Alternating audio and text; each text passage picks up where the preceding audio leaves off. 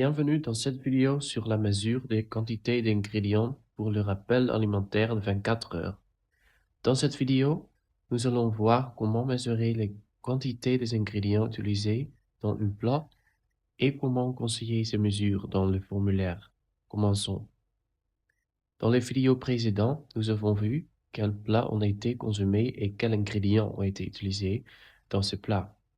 Maintenant, nous voulons savoir combien de chaque ingrédient a été utilisé dans le plat total. Cette vidéo se concentre sur la colonne verte du formulaire.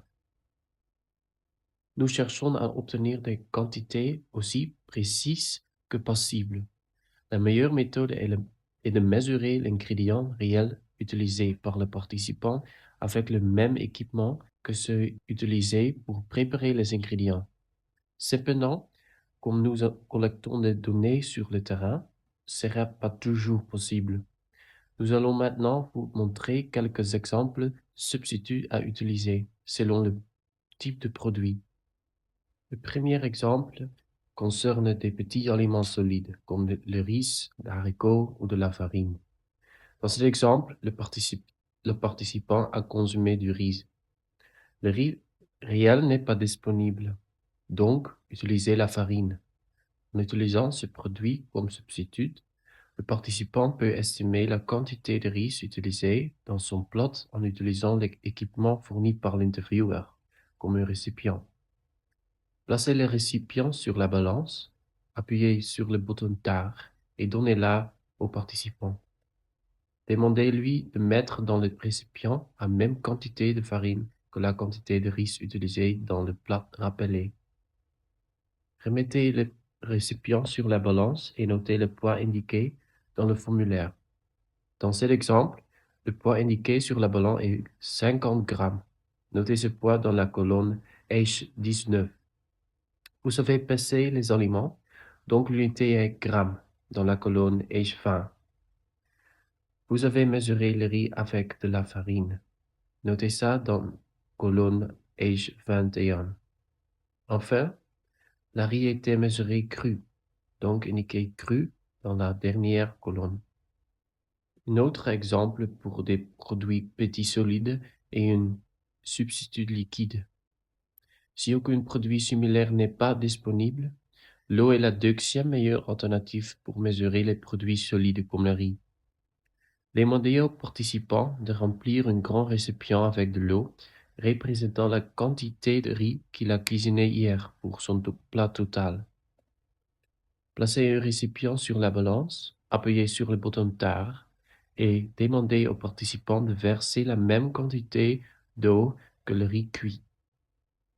Remettez le récipient sur la balance et enregistrez le volume d'eau dans le formulaire. Dans cet exemple, le poids mesuré est 343 grammes, mais vous avez mesuré de l'eau. L'unité est donc en millilitres, car il s'agit d'un volume. Vous avez mesuré avec d'eau. Dans la dernière colonne, précisez que le volume d'eau correspond au volume total de riz non cuit, donc écrivez cru. Pour les produits liquides comme de l'huile ou des sauces, utilisez de l'eau. Par exemple, si le participant a utilisé de l'huile végétale, demandez-lui d'estimer la quantité d'huile utilisée avec de l'eau. Placez un récipient sur la balance, appuyez sur le bouton Tard et demandez aux participants de remplir le récipient avec de l'eau pour représenter la quantité d'huile utilisée. Placez le récipient et enregistrez le volume dans le formulaire. Dans cet exemple, le mesuré est 32 ml. Vous écrivez millilitres parce que vous mesurez avec d'eau. Dans la dernière colonne, précisez que le volume d'eau représente le volume total d'huile végétale non frite, donc écrivez cru. Pour les aliments qui ne peuvent pas être mesurés avec de l'eau, comme les fruits ou légumes, procédez ainsi. Demandez aux participants combien d'unités de l'aliment il a consommé et leur taille approximative. Montrez-lui des photos de tailles différentes si nécessaire. Par exemple, le participant a consommé 2 oignons moyens et un petit oignon. En colonne H19, inscrivez le nombre d'oignons consumés. Ici 1 et 2. L'unité est leur taille, donc un petit et deux moyennes. Vous avez mesuré les oignons avec des photos. Enfin, précisez que les oignons étaient crus dans la dernière colonne. Donc notez 1 dans colonne H22.